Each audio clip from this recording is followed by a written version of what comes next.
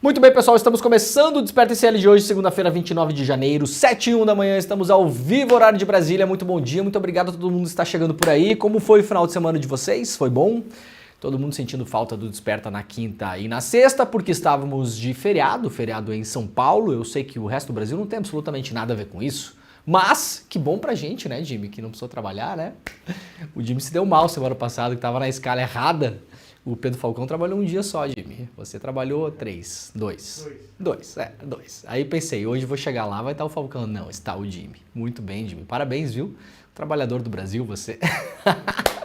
Tá feliz com o Flamengo, Jimmy? Tá indo bem lá no campeonatinho lá nos Estados Unidos, né? Mais ou menos. Como é que foi o último jogo? Foi bom? O campeonato do Brasil. É, pois é. Eu tava na dúvida se o Flamengo tava jogando Carioca, mas tá jogando com o time B, é isso? Tá jogando com o Sub-20. Caraca, o Flamengo, cara, né? Que desgraça, né? O cara torcer para outro time que não seja o Flamengo no Brasil. Tem Sub-20 pra jogar o Carioca. É um negócio inacreditável. Tá ganhando, pelo menos, os jogos? Empatou. Ah, então tá bom. Tá. Vamos torcer contra o Flamengo enquanto dá, porque depois que vem o time principal já não dá mais. Que tristeza. Muito bem, muito obrigado a todo mundo que já está chegando por aí nas redes sociais. Muito bom dia, muito boa tarde, boa noite para quem vê este programa também na reprise e também em outros horários. Para você que está em outros países, para você que está na Europa, na Ásia, nos Estados Unidos, no México, na Argentina, vai chegando no nosso chat, vai comentando por aí, dizendo de onde você está assistindo a este programa. Assistir a, sempre importante, assistindo a este programa. Estamos ao vivo nas principais redes sociais, no Twitter, na Twitch, no Facebook, no Instagram e principalmente no YouTube, todos os canais do YouTube que transmitem este programa, o canal da Rede Brasil Atual, TVT, Eduardo Moreira, ICL Notícias, Leandro Demore, tá todo mundo assistindo por aí. E também muito obrigado a quem nos acompanha na Rádio Brasil Atual, rádio aberta em São Paulo, Grande São Paulo, rádio é aberta, sempre. Um bom e velho radinho, nunca abandonou ninguém. Também pela Rádio Heliópolis, nossos mais novos parceiros que chegaram aí no começo do ano. Muito bom dia a quem nos acompanha lá de Heliópolis. E também na Bahia, TV Quirimurê, TV ao vivo, TV aberta também. E também esqueci da TVT, né? TVT, TV aberta em São Paulo e Grande São Paulo. Então, se você quiser nos assistir em outras frequências que não seja a internet, para não gastar a sua internet ou estar num lugar que não pega direito, mas tem acesso à TV aberta, então São Paulo, TVT, TV aberta, procura aí, né? Dá um Google depois aí para ver a frequência direitinho de onde você mora. TV Quirimurê na Bahia, Rádio Brasil Atual em São Paulo e Rádio Heliópolis também em São Paulo. Vai chegando por aí, vai deixando o seu like, vai assinando nossos canais, vai ativando o sininho, vai deixando um comentário. Seja educada, seja educado, paz para todos, né? Paz para todo mundo. Não brigue nos comentários. Dificilmente a gente tem briga nos nossos comentários, né, Jimmy? Nosso público é muito bacana, né? Muito legal. Aliás, não lembro de ter bloqueado ninguém no nosso chat nos últimos tempos. Bom, gente, tem bastante coisa por hoje. A gente vai seguir na apuração aí, mostrando um pouco do rescaldo do que aconteceu em relação à BIM paralela do Bolsonaro. Na semana passada fizemos vários programas muito importantes aqui.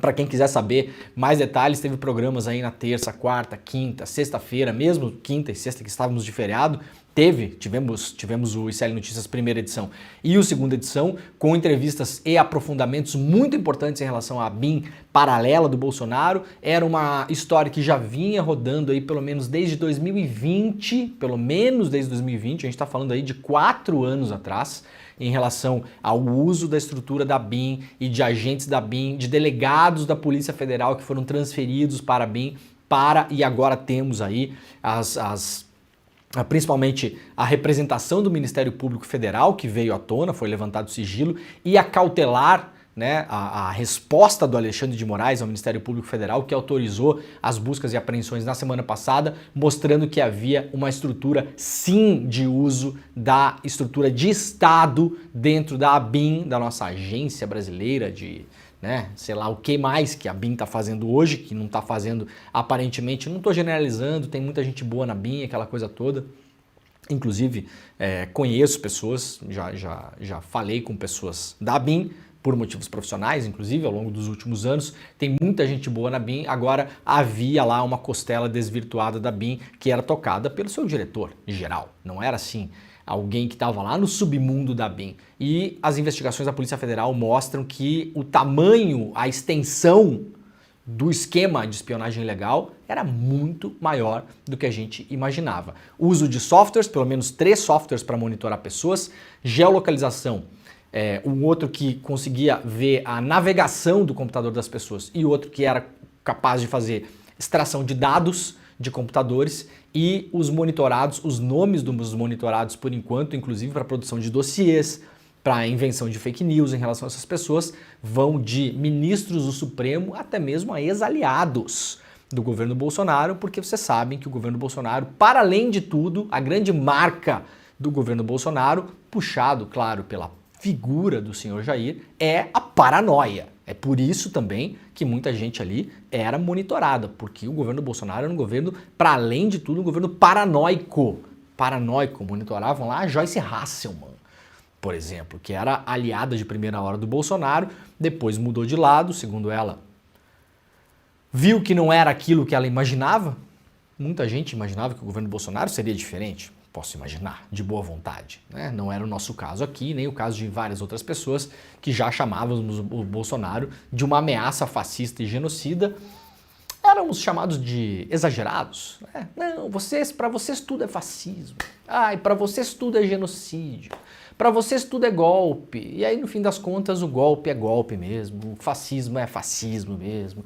O genocídio é genocídio mesmo. Aí, algumas figuras da grande imprensa têm que fazer aquela correção de rota forçada, assim, uns 2 ou 3 anos depois, né? Digamos que o pessoal chega sempre um pouco atrasado nessa, dá uma apagada no passado, faz de conta que não relativizou nada e esquece que chamou os colegas de exagerados, né? No fim das contas, lamentavelmente estávamos certos desde o começo, porque o cara que parecia um fascista, no fim das contas, teve um secretário de cultura que fez um vídeo imitando o ministro da propaganda do Hitler. Não precisa falar mais nada. Não precisa falar mais nada em relação ao governo Bolsonaro. Depois do vídeo lá do secretário de cultura, a gente não precisa explicar mais a direção que aquele governo estava tomando. Genocídio a gente viu na pandemia. Obviamente, por enquanto, não aconteceu absolutamente nada com o Bolsonaro, porque o relatório da CPI da Covid, o senhor Augusto Aras fez o favor de amassar e jogar no lixo, então também não aconteceu nada. E agora nós vimos a paranoia do governo Bolsonaro ao monitorar o que eles consideravam inimigos e também os próprios amigos. Vamos mostrar hoje aqui um vídeo do Bolsonaro. O Bolsonaro fez uma super live ontem. O Bolsonaro é um cara muito esperto, cara, olha. Temos que admitir, Bolsonaro é um cara muito esperto. O Bolsonaro organizou ontem uma super live nos canais dele, nos canais dos filhos e nos canais dos agregados. Todo mundo que queria passar a super live foi autorizado, então vários canais do YouTube, você entrava no YouTube ontem, tinha um monte de gente passando a super live do Bolsonaro. Mais ou menos na ordem aí de 300 mil pessoas assistiram a super live do Bolsonaro ontem. É bastante para os números do YouTube, claro, é pouco para o tamanho do Brasil ainda, um político do tamanho do Bolsonaro, não é uma grande coisa, bate recordes nas suas super lives o Bolsonaro. E para que fez a live ontem o Bolsonaro? Basicamente para 2 coisas. Primeiro, para se defender do esquema de espionagem ilegal da BIM.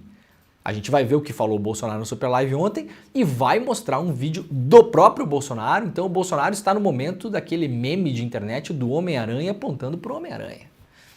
Bolsonaro falou uma coisa no passado e fala uma coisa agora no presente. A gente vai ver aqui e vocês tirem suas próprias conclusões. E outra coisa que o Bolsonaro fez ontem foi vender curso. É genial, né? Assim, o Bolsonaro, ele sabe, e a família principalmente, a família é uma grande empresa. Bolsonaro, a empresa Bolsonaro S.A. Os gabinetes, a rachadinha, o negócio do chocolate, os imóveis. O Bolsonaro sempre foi um cara que está há 30 anos aí usando o poder público para levantar dinheiro. E não sabemos até agora o tamanho da fortuna da família Bolsonaro, mas muita gente imagina aí que passa aí de 50 milhões, 100 milhões, passa.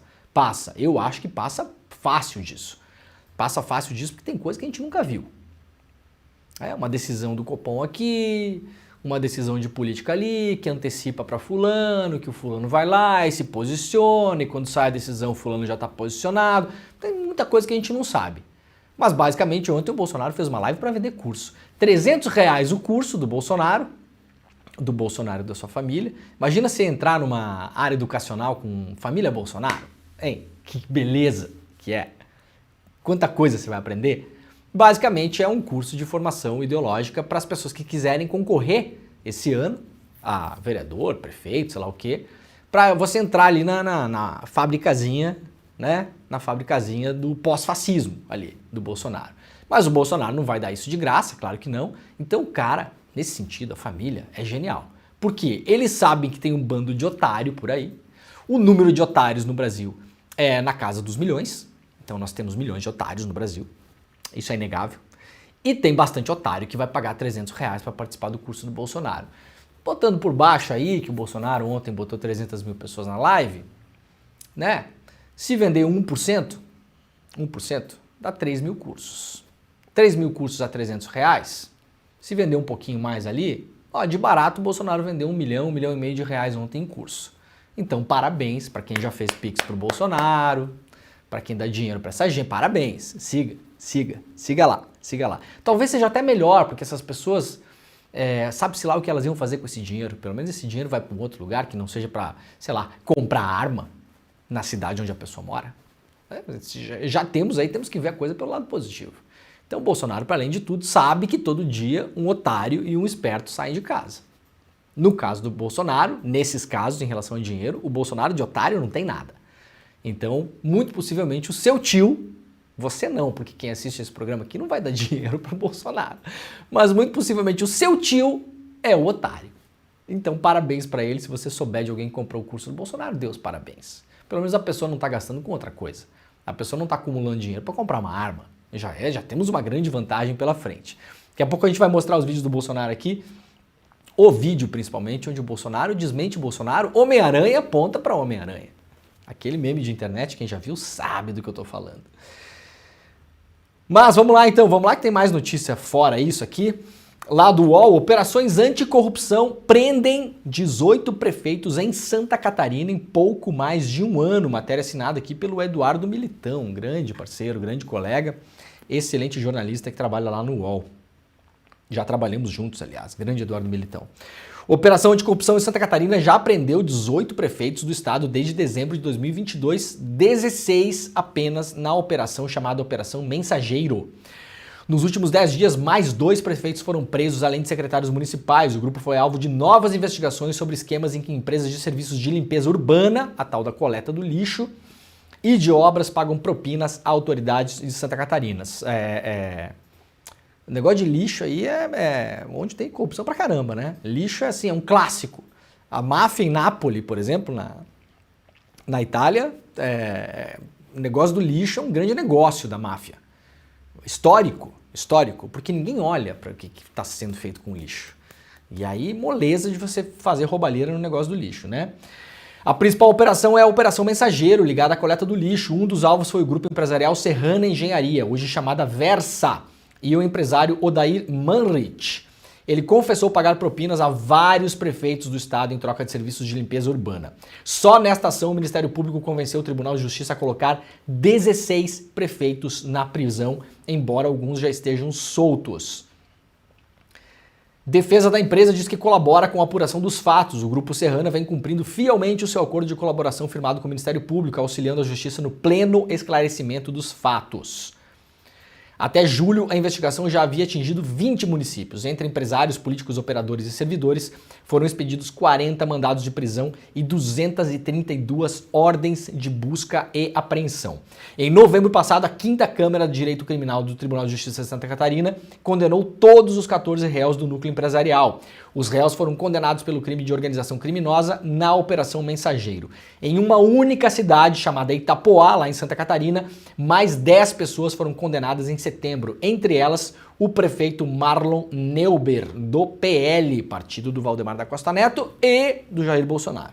A organização criminosa atuou durante 8 anos, de 2014 até 2022, segundo a promotoria. As apurações começaram em 2020 com a operação Et Pater Filium, de pai para filho, deve ser, né? Isso aqui está em latim. Ô, Jimmy, dá uma pesquisada para nós aí, o que é Et Pater Filium. Deve ser de pai para filho, posso imaginar. Pater é pai e Filium é filho. Por causa dela, o prefeito de Bela Vista do Toldo, Adelmo Alberti, fez um acordo de colaboração premiado em 2021, quando afirmou que a Serrana tinha um esquema de corrupção na sua cidade. A partir desse caso, o Ministério Público abriu uma nova frente de investigação. Os promotores e policiais deflagraram a primeira fase da Operação Mensageiro em dezembro de 22. O empresário fez um acordo, o dono dessa empresa serrana fez um acordo de colaboração premiada. A partir disso, foi possível identificar outros esquemas de corrupção feitos pelas empresas em conluio com prefeitos do estado. O prefeito Manrich, o empresário, o dono da empresa, segue preso até hoje, mas a assessoria do empresário disse ao UOL que a expectativa é que ele seja solto em abril deste ano.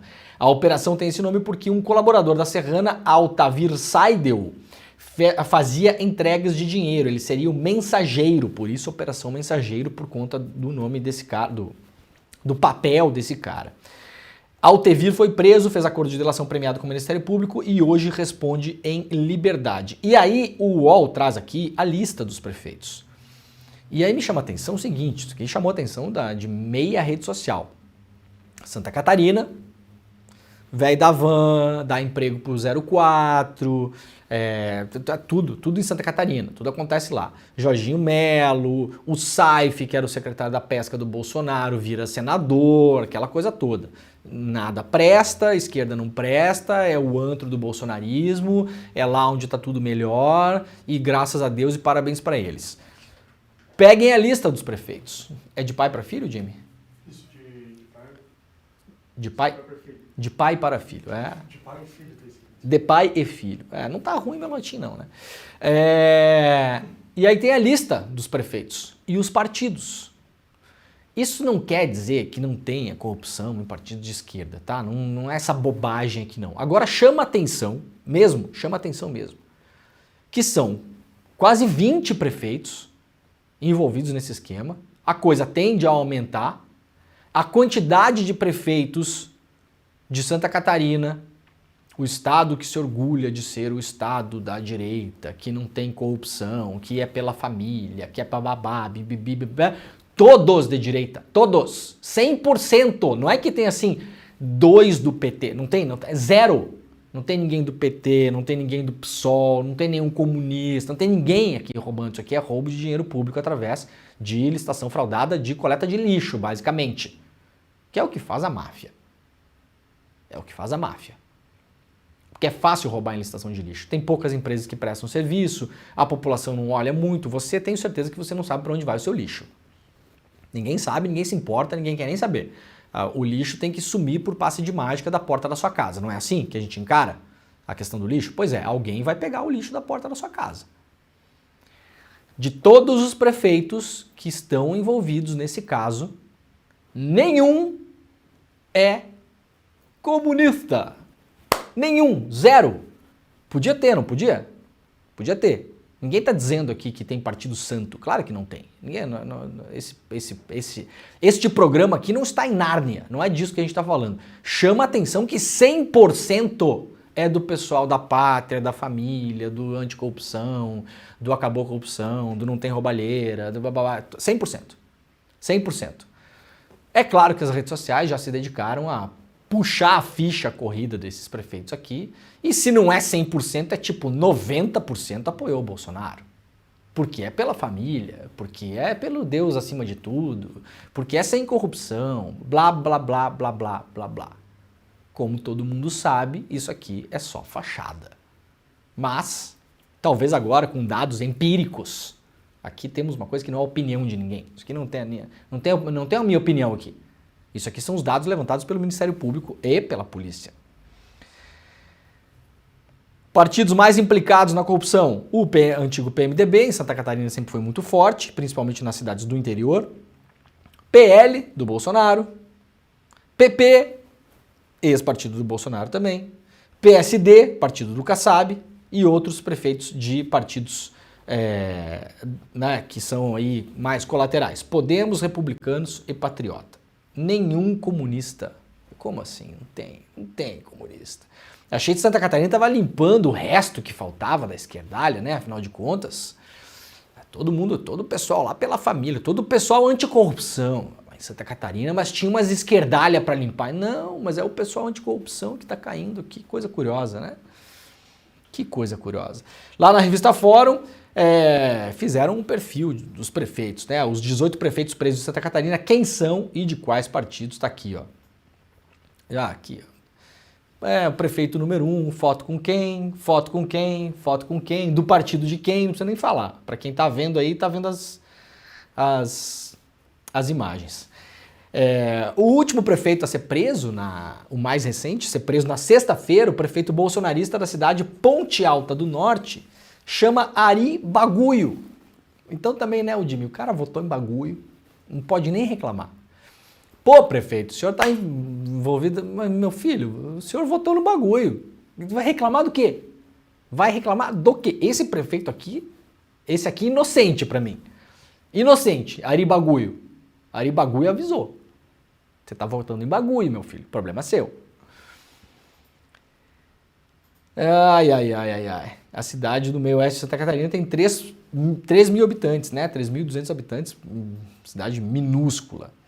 Poucos dias antes, Elias Costa, prefeito de Barra Velha, também do PL, legenda de Jair Bolsonaro, foi preso no âmbito da operação também em relação a fraudes de licitação. Então aqui está a lista, para quem quiser ler, tem uma lista lá na revista Fórum, revistaforum.com.br. Esse pessoal de esquerda não é mole, né? Vamos lá para a notícia do Globo de hoje. 4 mil pessoas internadas por mês no Brasil por dengue. E a procura por vacinas dispara nas farmácias. Em média, 4 mil pessoas são internadas por mês no Brasil com quadros de dengue clássica ou hemorrágica no SUS, de acordo com dados do Ministério da Saúde. As internações devido à doença no ano passado causaram um custo de 20 milhões ao poder público e, junto com o aumento de casos nesse início do ano, preocupa a União e os governos estaduais e municipais. Não é custo, né, gente? Saúde não é custo. Tudo bem. As internações até o fim do ano passado ainda não refletem, porém, a explosão de casos no início de 2024. Nas 2 primeiras semanas do ano, o número de casos de dengue no país mais que dobrou em relação ao mesmo período de 2023. Foram 120 mil casos até agora, ante 44 mil no ano passado.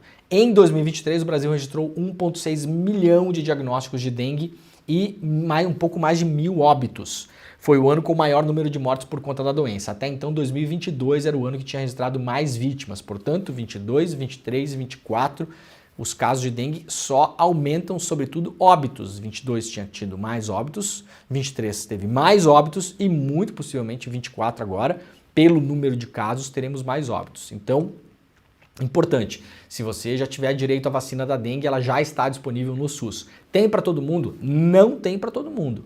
Tem poucas doses. Por quê? Porque há um único laboratório no mundo que produz essa vacina, que é um laboratório, se não me engano, japonês.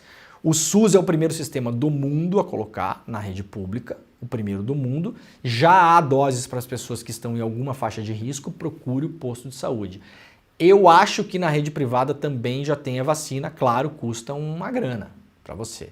Mas quem puder, quem tiver um dinheiro sobrando, quem puder fazer esse investimento na própria saúde e na saúde dos outros, porque afinal vacina não é só para você, é para todo mundo, é para o grupo, você pode fazer a vacina, se eu não me engano, na rede privada. Então, atenção em relação a isso e claro que isso tem relação com o clima, porque como nós tivemos um inverno muito fraco esse ano no Brasil, na região sul, foi claro que o inverno praticamente não aconteceu. Se eu não me engano, teve o quê, Jimmy? 3 semanas de frio? Foi isso, né? Não sei se foi muito mais do que isso, né?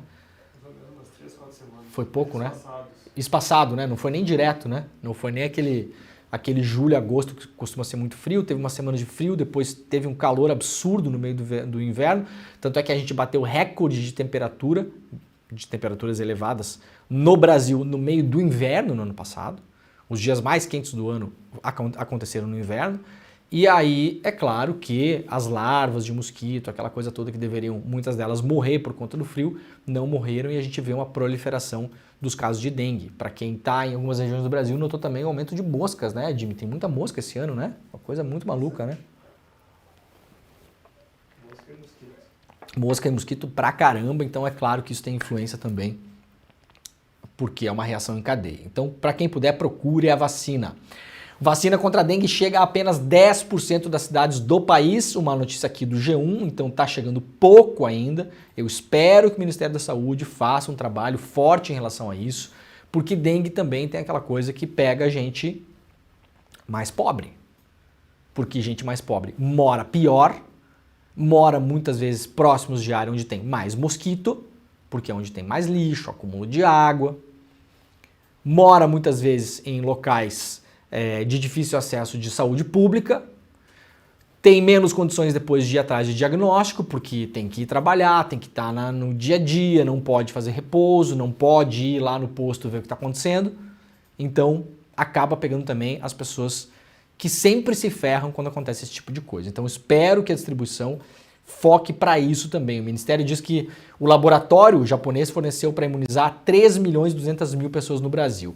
Por isso, o governo selecionou como público-alvo a faixa etária de 10 a 14 anos em 521 cidades do Brasil. Então, se você tem filhos de 10 a 14 anos, procure o posto de saúde para ver se você tem direito todo mundo vai ter, mas por enquanto tem pouca dose, para ver se você está num lugar onde a vacina está disponível para essa faixa de idade.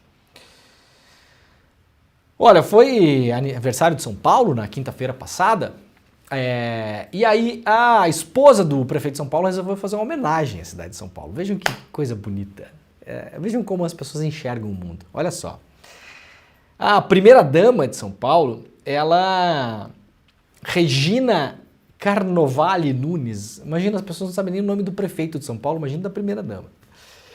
Ela deu um exemplo claro, segundo a revista Fórum, de quais são os fatores que a elite realmente considera importantes numa cidade. Olha só, na quinta-feira, ao homenagear a capital de São Paulo pelos seus 470 anos, a esposa do prefeito Ricardo Nunes publicou em seu perfil do Instagram um longo texto descrevendo um pouco do que São Paulo é na visão da dona Regina, elencando as características que fazem metrópole sentir alegria de ser paulistana, segundo ela. E aí, a revista Fórum selecionou pra gente aqui. O que é que a dona Regina, primeira-dama de São Paulo, para homenagear São Paulo, publicou no seu Instagram as coisas boas que acontecem em São Paulo, né?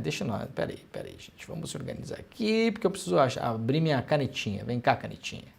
Porque eu vou até levantar com essa aqui. Olha só que beleza. Primeira-dama da cidade de São Paulo. Parabéns, São Paulo! Porque São Paulo tem o quê? A maior revendedora de Ferrari do mundo. A segunda é Los Angeles, a maior é São Paulo. São Paulo tem o quê? A quarta maior revendedora de Maserati do mundo. Jimmy, se você quiser comprar uma Maserati, pega o busão, 23 horas até São Paulo, volta de Maserati. A segunda maior revendedora Porsche do mundo e a segunda maior revendedora Lamborghini do mundo. Tá muito bem assistido São Paulo, né? Vai lá, faz uma vacina da dengue e compra o seu Porsche. Olha só que beleza. São Paulo é a única cidade com filiais da Rolls-Royce e da Bentley na América Latina, excetuando-se o México. Veja a intimidade, porque ela não fala Rolls-Royce, ela fala Rolls. A única com filiais Rolls e Bentley. São Paulo tem a maior frota de aviões agrícolas do mundo. A maior frota de jatos particulares ultrapassou Nova York. Claro, você com seu jato particular, no quintal da sua casa, não é mesmo? O esgoto passando lá do outro lado, mas o seu jato está ali, garantido, o seu jato particular. São Paulo tem a maior frota de helicópteros particulares do mundo, olha aqui, que beleza. São Paulo tem a maior frota de Porsches Cayenne S. É o Cayenne S, tá, o pobre? Não é o Cayenne que você comprou lá, o Cayenne 2005. Aquela bucha que você comprou, tem que trocar a suspensão, já gastou 38 pau na suspensão. Né? Não, é o Cayenne S, tá bom? E a maior frota de carreiras da América Latina, imagina que seja o Porsche Carreira, né? São Paulo é o maior consumidor de iates. Iates. Eu gosto que sabe escrever direitinho o nome das coisas, né? Se tiver que escrever paralelepípedo, não sabe. Se tiver que escrever marmita, não sabe escrever. Mas yacht, sabe. Iates de longo curso, Ferretti, Viareggio e Luca, não é qualquer iate não, são iates italianos. Maior do mundo, hein? São Paulo. A única cidade do mundo que tem 4 lojas Tiffany's. Olha que beleza! Tiver em São Paulo, precisar ir numa loja Tiffany, você não precisa se mexer muito, porque tem uma lá, entendeu? Tem uma ali. Ah, tá muito longe essa aqui. Ah, tem 4, calma, bota no Google Maps, não se desespera. Não se desespera. A única loja do mundo a única cidade do mundo tem 3 lojas Bulgari. Tá precisando comprar Bulgari? Precisando comprar muito, pode ir em 3 lojas no mesmo dia. Vai numa, compra uma camisa igual aquela do Pastor Malafaia, que a gente mostrou esses dias aqui, R$4.000, tá barato. Depois pode ir em outras 2 ainda. E, para terminarmos a lista da primeira-dama da cidade de São Paulo, homenageando São Paulo pelos seus 470 anos, São Paulo é a cidade onde a filial da Louis Vuitton mais lucra no mundo. Então, parabéns. Jimmy, se você estiver precisando comprar uma Louis Vuitton, um Porsche Cayenne S, que mais? Dar uma banda de helicóptero particular, que mais? Comprar uma Maserati, né? Tudo isso. Ir para Tiffany, dar uma visitada na filial da Rolls, para os íntimos, Rolls Royce, que fala quem aqui nunca andou de Rolls. Você vá para São Paulo. Isso aqui é o mundo paralelo das pessoas. É igual eu falava uns anos atrás, né? Como é que era lá em a cidade da Bahia, que tinha a revenda que mais vendia Hilux no mundo. Olha só, cidade na Bahia, lá, Barreiras, Barradas, não sei onde é que é. Não, no Brasil tem uma cidade no sul da Bahia que é onde mais vende Hilux no mundo. Nossa, parabéns! Isso aí, na verdade, é o pessoal que está invadindo o cerrado para plantar soja. Isso não tem nada de parabéns num negócio desse. Mas tá aqui, ó. Tá aqui. Tem eleição esse ano, viu? Então, se você estiver preparado para votar no atual prefeito de São Paulo, saiba que, possivelmente, a primeira-dama vai fazer algum desses projetos aqui. Né? O projeto Minha Porsche Minha Vida. Né? O projeto Lamborghini para Todos. Tá tudo aqui. Isso aqui é um plano de governo, na verdade. Né? O projeto Minha Primeira Maserati. Podemos comprar aqui também. Aliás, Maserati é carro de velho na Itália, tá? Fala aqui quem já morou lá e conhece. Carro de velho. Só no Brasil que acha que Maserati é carro esportivo. É carro esportivo de velho, né? E nada contra os velhos também. Mas também velho que tem muito dinheiro, também tudo contra. Então tá aqui, ó, né? Vamos fazer o quê?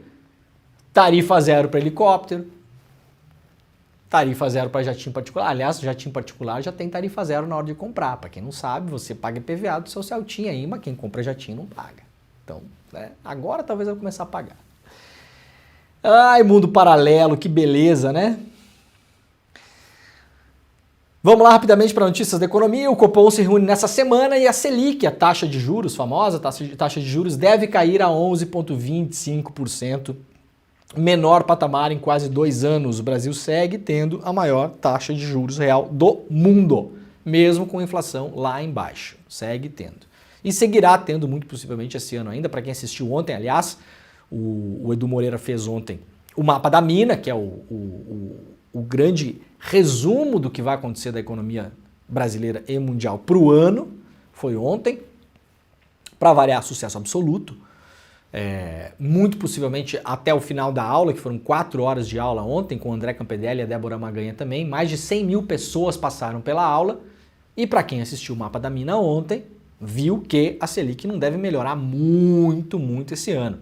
Previsão de que talvez chegue em 9% esse ano. Se a inflação continuar baixa, seguiremos tendo a maior taxa de juros nominal do mundo. Vamos lá para a Folha de São Paulo. Sérgio Moro, cassado em ação do PT e do PL, deve ficar ficha suja e fora das eleições até 2030. Além de perder o mandato, o senador Sérgio Moro pode ficar inelegível por 8 anos caso saia derrotado na ação que tramita na Justiça Eleitoral desde 2022. O caso pode ir a julgamento no TRE do Paraná antes de março, mas só deve ter um desfecho no TSE, o Tribunal Superior Eleitoral, já que há possibilidade de recurso de uma decisão na Corte Regional. Resultado de representações movidas pelo PL e pelo PT, a ação aponta principalmente suposto abuso de poder econômico durante a pré-campanha de Moro ligado ao pleito de 2022. Se a Justiça Eleitoral julgar procedente a ação e entender que houve abuso de poder econômico, as consequências seriam: 1. A cassação da chapa, não só do Moro, mas também do suplente, o que ensejaria uma eleição fora de época para a vaga do Senado no Paraná, e isso muita gente já está de olho lá, inclusive.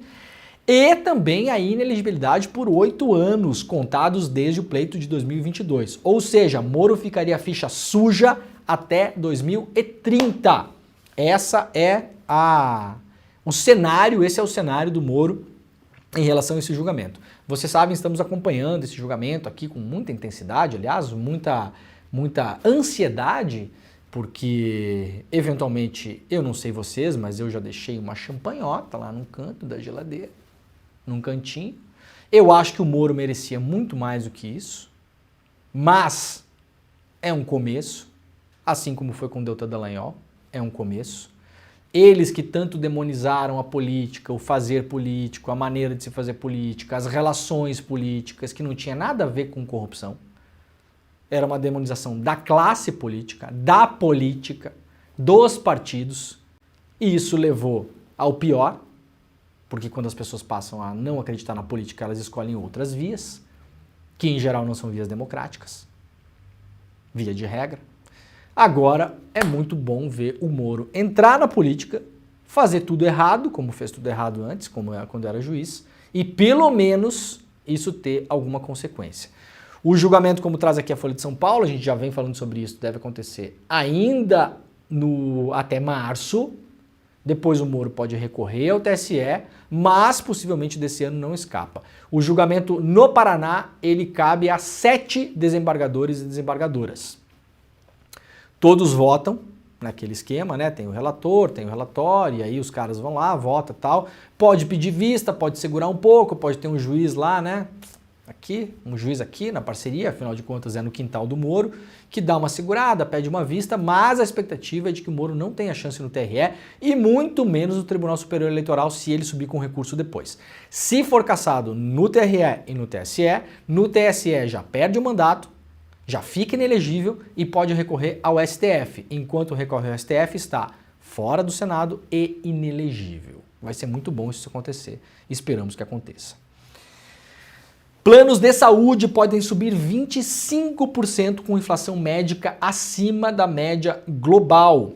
Os custos do plano de saúde empresariais no Brasil superaram a média mundial e os operadores devem reajustar o preço em cerca de 25% este ano, afetando cerca de 41 milhões de pessoas. A inflação médica foi 3 vezes maior que a inflação oficial, o IPCA. Enquanto os preços em geral aumentaram 4,8% no ano, a inflação médica subiu 14%. É mais do que a média global de 10%. Os dados são da consultoria AON, que mediu os custos dos insumos médicos no ano passado em 113 países. Portanto, prepara o seu bolso que os planos de saúde nunca perdem dinheiro. Eles vão subir o valor. Se eles tiverem problema no meio do caminho, eles recorrem ao Estado, porque o Estado presta só para salvar quando precisa, se não é Estado mínimo, zero, não interessa, não importa. Danem-se vocês, morram, o problema é de vocês, mas se dá problema, faz igual companhia aérea, igual empresa de setor de mineração, corre para o Estado. Quando dá problema, corre para o Estado. Ou para a Justiça, né? Não, dá uma segurada aqui porque não tô dando a volta. Quando é lucro é meu, quando é prejuízo é nosso. É assim que funciona. Câmara volta do recesso com a ameaça de travar a agenda do governo Lula.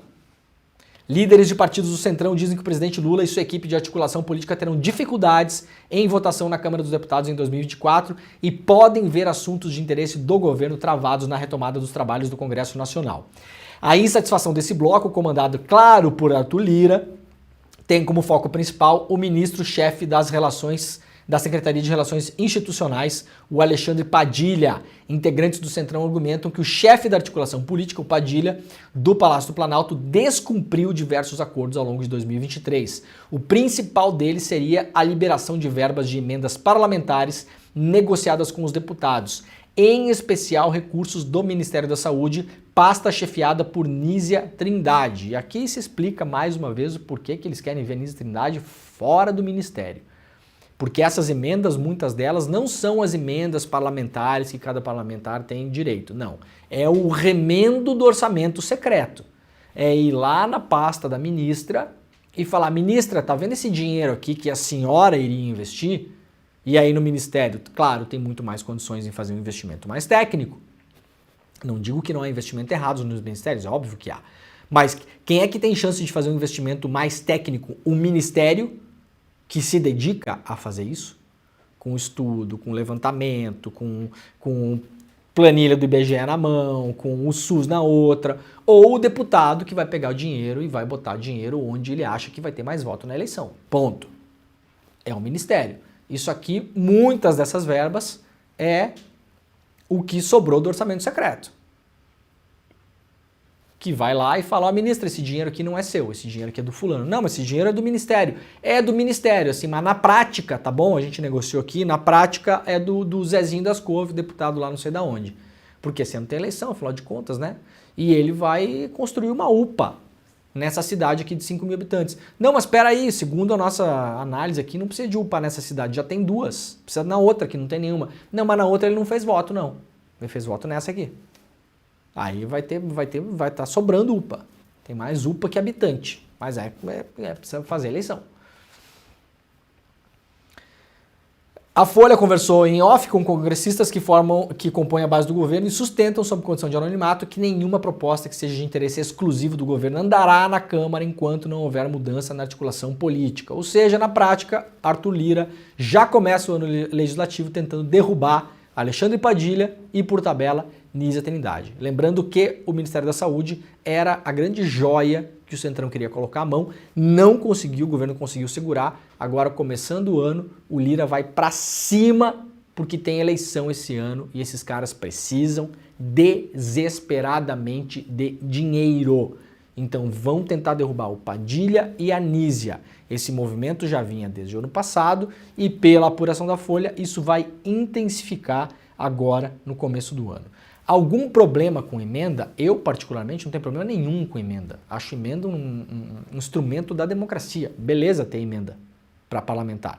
Afinal de contas, o cara se elege, vai a Brasília, mas quem está cuidando da região dele, em tese, é o parlamentar. Então o parlamentar se elegeu lá pelo centro-oeste de Santa Catarina. Bom, ninguém vai mandar dinheiro para aquela região. Ele é o cara responsável por olhar, ele ou ela, e falar, não, a gente aqui, ó. Então tudo bem, tem as emendas. Mas a gente viu que durante o governo Bolsonaro, essa questão de emenda virou a mais absurda farra.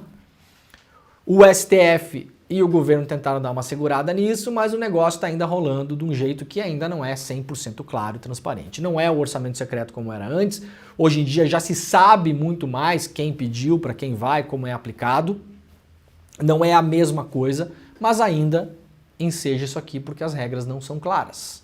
E aí o Arthur Lira vai usar isso aqui de pressão para tentar derrubar o Padilha e a Nízia, porque querem colocar na articulação do governo alguém que seja mais pró ali, centrão, e no Ministério da Saúde alguém que seja deles, porque o Ministério da Saúde é o maior orçamento dos ministérios do Brasil. E é super capilar, como se diz também, está em todas as cidades. O SUS está em todas as cidades. E é ali que se faz campanha política mesmo. Vamos lá, o Bolsonaro fez uma live ontem, live para vender curso, né, gente? Sensacional, sensacional. A gente tem que reconhecer quando os caras são bons, entendeu? O cara sabe quem é a base dele, sabe que é um bando de idiota. Não vou aqui generalizar, tem gente que é da base bolsonarista que não é um completo idiota, parabéns. Mas o Bolsonaro sabe que as pessoas que estão lá na base dele é a pessoa que você mandar qualquer loucura pelo zap, a pessoa ajoelha e reza pra pneu. Então é a pessoa que é fácil tomar 300 conto no bolso desse bando de otário. Vamos falar o português real aqui, segunda-feira, começando já, última semana de janeiro. Aí o Bolsonaro fez uma super live para vender curso. 300 conto um curso para você aprender com os Bolsonaro como fazer campanha eleitoral esse ano. Vai ter gente que vai pagar. Deve ter vendido bem esse curso, viu? Não deve ter vendido pouco, não. Deve ter vendido bem. Mas usou também a live para se defender da questão da ABIN paralela. O Bolsonaro isentou o Ramagem. Isso é raro, hein? O Bolsonaro é famoso por abandonar aliado na beira da estrada. Se o Bolsonaro está se colocando do lado do Ramagem e usando a própria imagem para defendê-lo, é sinal de que pode respingar para o lado dele. Atenção aos sinais, fortes sinais. E disse o Bolsonaro, para mim, da ABIN paralela não chegava nada. Não falou que não existia, falou que, olha, se existia, para mim não chegava nada, eu não tenho nada a ver com isso. O Bolsonaro negou que espiou adversários. Durante a live que fez ao lado dos filhos, ontem o ex-presidente defendeu o deputado federal Ramagem, ex-diretor da BIM, da acusação do suposto esquema de espionagem durante seu mandato. O ex-presidente afirmou que Ramagem é um cara fantástico e que a tal da BIM paralela nunca existiu. Na live, Bolsonaro reforçou que não lhe interessava saber com quem o ministro do STF, Gilmar Mendes, ou o deputado federal Rodrigo Maia se reuniam. Os dois supostamente seriam monitorados pela BIM paralela. Bolsonaro disse que informações dos serviços oficiais de inteligência não chegavam para ele. Eu não tenho inteligência da BIM, da PF, da Marinha, do Exército. Uma vez fui no Centro de Inteligência do Exército, o pessoal fez uma demonstração, falei, e aí, não chega nada para mim, só fica aqui com vocês. O Bolsonaro frisou que a sua inteligência durante o governo era contato que mantinha com pessoas comuns. E aí diz ele, quando eu falei da ABIN, da inteligência paralela, que estava um problema, pegando fogo na Amazônia, ligando para o coronel Menezes, Menezes, como está aí essa questão do fogo? É uma pessoa disléxica, né, gente? É difícil de, né? Essa é minha inteligência. Segundo o Bolsonaro, quando ele falou que ele tinha um sistema de informação dele, paralelo, segundo ele, a inteligência dele era ligar para uns brother. Era ligar para uns brother. Quando, na verdade, a gente está vendo agora, pela apuração da Polícia Federal, isso aqui não é a opinião do Xandão, tá, gente? É uma operação de inteligência da Polícia Federal, que remeteu os autos da sua operação para o Ministério Público Federal, que analisou a investigação da PF e concluiu que, sim, há indícios o suficiente para pedir buscas e apreensões. Isso chegou no Supremo Tribunal Federal, que analisou os documentos enviados pelo Ministério Público Federal, que foram baseados em investigações da Polícia Federal e concluiu que sim, havia um esquema montado de espionagem ilegal a partir da ABIN, chefiado pelo senhor Ramagem, que levou para a ABIN delegados federais de outros lugares para operar dentro da ABIN. O nome de um deles, aliás, Marcelo Bormevetti, foi denunciado pelo Intercept em 2020. Colegas da ABIN desse Marcelo Bormevetti contaram para o Intercept na época que não tinham a menor ideia do que esse cidadão fazia lá dentro. E na semana passada teve busca e apreensão na casa dele. 4 anos depois. Aliás, a matéria do Intercept, assinada pelo Rafael Neves e pelo Rafael Moro Martins, parabéns pela reportagem para os repórteres, foi citada no documento do Ministério Público Federal. Foi citada lá a matéria. Aqui, conforme essa matéria, ou seja, a matéria, ela deu início também à apuração dessas denúncias. Aí o jornalismo fazendo alguma diferença também, às vezes acontece. E aí o Bolsonaro, claro, falou que não existia nada disso, que para ele não chegava nada, que ele não tinha nenhum sistema de informações paralelas. Muito bem, vamos ver o que falou o Bolsonaro, trecho da reunião ministerial que o Bolsonaro teve com os seus ministros, da famosa saída do Sérgio Moro do governo. Lembra quando o Moro sai do governo, o Moro denuncia, aliás, a única coisa boa que o Moro fez no país até hoje, denuncia que aconteceu uma reunião do Bolsonaro com seus ministros, essa reunião foi gravada, e nessa reunião o Bolsonaro teria confessado vários indícios de crimes ou manipulações políticas que aconteceriam lá dentro. Essa reunião é tornada pública pela justiça. Então vamos lá colocar o Bolsonaro de hoje em confronto com o Bolsonaro de ontem e vamos ver o que o Bolsonaro dizia ontem em relação à BIM paralela. Bora lá, Jimmy. E eu tenho o poder e vou interferir em todos os ministérios, sem exceção. Nos bancos eu falo com o Paulo Guedes, se tiver que interferir. Nunca tive problema com zero problema com o Paulo Guedes. Agora, os demais, eu não posso ser surpreendido com notícias. Eu tenho a PF que não me dá informações. Eu tenho as inteligências das Forças Armadas que não têm informações. A BIM tem seus problemas. Tem algumas informações. Só não tenho mais porque está faltando, realmente, temos problemas. Aparelhamento, etc. Mas a gente não pode ver essa informação. Quem é que nunca ficou atrás da porta ouvindo que seu filho ou sua filha está comentando? Tem que ver, depois que ela engravida, não adianta falar com ela mais. Tem que ver antes. Depois que o moleque encheu os cornos de droga, não adianta mais falar com ele, já era. E a informação é assim. E me desculpe, o serviço de informações nosso, todos, são uma vergonha, que eu não sou informado. E não dá para trabalhar assim, fica difícil. Por isso, vou interferir. E ponto final, sistema de informações. O meu funciona. O meu particular funciona. que tem oficialmente, desinforma. E voltando ao tema, eu prefiro não ter informação do que ser desinformado por cima de informações que eu tenho. Já tentei trocar gente da segurança nossa no Rio de Janeiro, oficialmente, e não consegui. Isso acabou.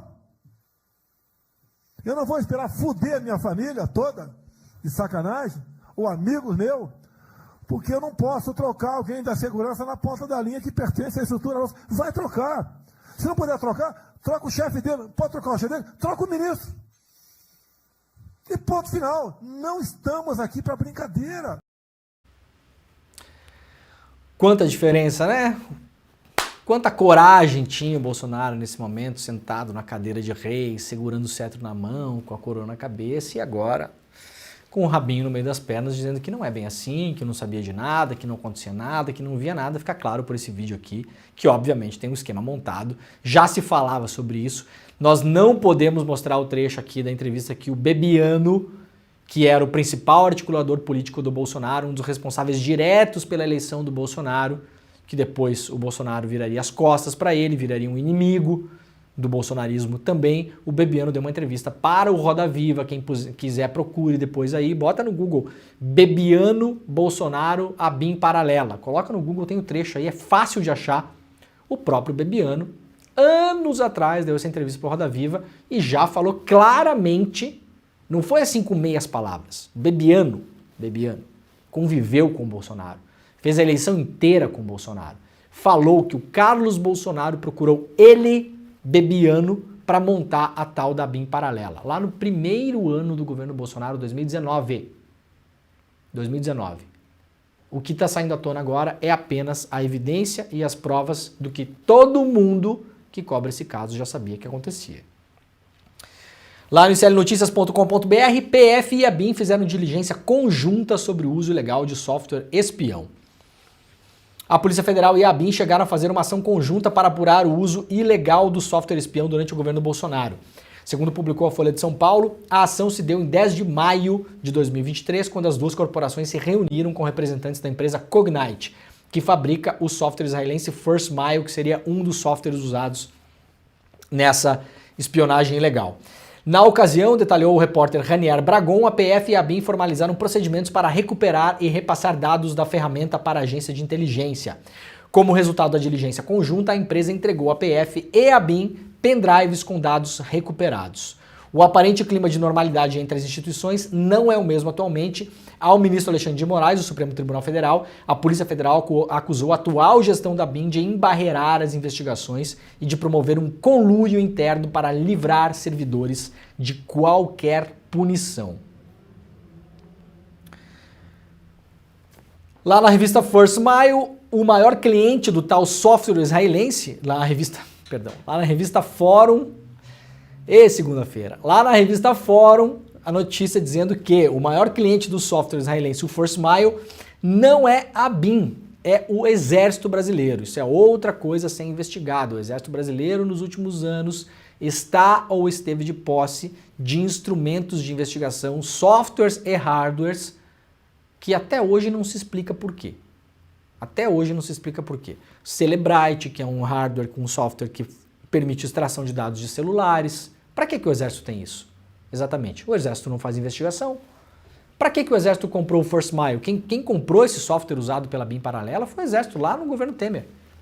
Durante a intervenção das Forças de Segurança no Rio de Janeiro. Senhor Braga Neto, senhor Richard Nunes, esquecido Richard Nunes, ninguém nunca mais falou do Richard Nunes.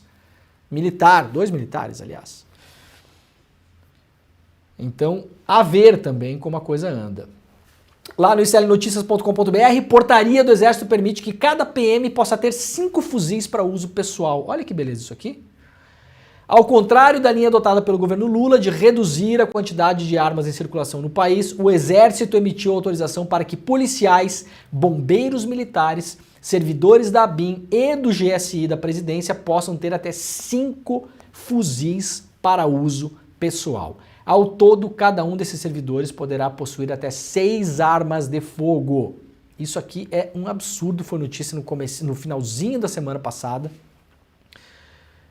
E esperamos que alguma coisa seja feita. O que é que um bombeiro militar vai fazer com 5 fuzis em casa? Eu pergunto para vocês. O que é que um bombeiro militar vai fazer com 5 fuzis em casa? Eu vou traçar uma hipótese. E esse programa vai ficar gravado segunda-feira, 29 de janeiro. E nós voltaremos a esse programa. Eu vou deixar esse vídeo aqui para a posteridade, porque eu tenho certeza que vai acontecer. Certeza absoluta. Se isso aqui não mudar, daqui a menos de um ano, eu vou vir aqui dar uma notícia dizendo que fuzis de um policial militar, de um bombeiro militar, de um agente da ABIN ou de alguém que trabalha no GSI, que foram comprados com base nessa portaria, foram roubados da casa da pessoa. Eu tenho certeza, eu vou voltar aqui para dar essa notícia e vou recuperar esse vídeo.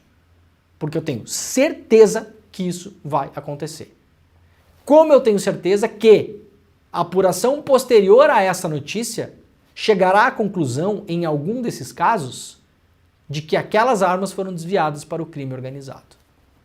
Gente, não tem mistério nenhum em adivinhar que isso vai acontecer. Nenhum, zero. Estou desconfiando de todo mundo? Não, óbvio que não. Mas há as maçãs podres que vão usar isso para abastecer o crime organizado de armamento. Alugar fuzil para roubo de carga, alugar fuzil para roubo de banco, alugar fuzil para o tráfico de drogas. É assim que funciona. Então, este vídeo está gravado, nós voltaremos a esse tema quando tiver a primeira notícia de que esse mini arsenal particular dessas pessoas foi roubado, e depois nós voltaremos quando tiver a segunda notícia de que essas armas foram desviadas para o crime organizado, porque isso vai acontecer. Isso vai acontecer, eu dou 100% de segurança para vocês que caso isso aqui não seja modificado, vai acontecer. É uma portaria do Exército que pode ser modificada. Então, atenção, governo, não basta o Lula ter colocado o Múcio para proteger os militares dessa ronha toda que acontece no Brasil, porque é para isso que esse cara tá lá. Não basta a gente ter um mega problema de segurança no Brasil. Não, a gente vai deixar que um bombeiro tenha 5 fuzis em casa. 5. Vai fazer o que com isso? Aí vocês usem a imaginação de vocês. Ai. Muito bem, tinha mais coisa por aqui, eu vou fechar com uma última rapidamente aqui, ó. Um estudo publicado lá pela Bloomberg Linha aponta como os grandes gestores de dinheiro do mundo votaram em relação aos ativos verdes nas suas assembleias. E para surpresa de quase ninguém, os caras que movimentam a maior parte do dinheiro do mundo, esses grandes fundos de gestão de grana, BlackRock, vários outros, que pegam o dinheiro de um monte de bilionário e milionário e fica fazendo esse dinheiro girar, quando chega na assembleia do fundo e fala, olha só, a gente tem que fazer isso aqui, que isso aqui é uma coisa importante para reduzir a emissão de carbono, por exemplo. Tem que fazer isso aqui. Aí os caras olham e falam, não, isso aqui vai fazer mal para os negócios no curto prazo. A imensa maioria das propostas dentro desses fundos, que são responsáveis por tocar dinheiro para dentro de várias empresas poluidoras do mundo inteiro, para não dizer todas, sempre ou quase sempre votaram não em favor da agenda climática. Sim, em favor dos negócios de curto prazo, não em favor da agência climática. A matéria completa está lá na bloomberglinea.com.br. É isso por hoje, né, o senhor Jim? Estamos terminando o programa, segunda-feira, 29 de janeiro, 7h59 da manhã. Muito obrigado a todo mundo que esteve por aí. Estaremos de volta amanhã, 7 horas da manhã, horário de Brasília, ao vivo. E agora está começando o ICL Notícias, primeira edição. Tchau para vocês. Pessoal, eu estou aqui para anunciar o meu curso Grandes Pensadores, a formação do espírito crítico. A gente vai analisar alguns dos maiores pensadores da cultura ocidental, seja clássico, seja contemporâneo. É um curso que vocês não podem perder. Por quê? Porque ele nos ensina a refletir, que é a coisa mais difícil no mundo moderno de hoje. Só o contato com os grandes pensadores e com as grandes obras faz com que a gente possa usar a nossa inteligência no máximo, né? Porque a gente passa a aprender e ter uma outra bagagem. Então, por conta disso, eu ficaria muito contente se vocês acompanhassem o curso. Eu tenho certeza que vocês vão gostar. Um grande abraço a todos. Olá, Eu sou André Campedelli, professor do curso de Economia Básica do ICL. Estou aqui para te convidar para fazer esse curso que vai te ensinar os princípios básicos da economia. Tudo o que você precisa saber sobre macroeconomia, sobre microeconomia e os principais conceitos econômicos. Então venho aqui te convidar para você não ficar mais fora desse assunto tão importante para entendermos a realidade e a política brasileira. Então, eu te espero lá no curso. Vamos fazer juntos. Um abraço e até a próxima. Olá pessoal, meu nome é Dênia, eu sou a professora do curso de Hatha Yoga e eu vim aqui para falar um pouquinho sobre o nosso curso, todos os benefícios da prática. Então a gente tem benefícios tanto no corpo físico, se você tem alguma dor, alguma doença, venha que você vai se sentir bem, o processo de transformação vai assim lentamente, mas vai aliviando as suas dores. Ou se você está passando por alguma dificuldade, né, mental, um trabalho mais do emocional, como ansiedade ou depressão, a prática alivia os sintomas. Então, acessem aqui e participem do curso.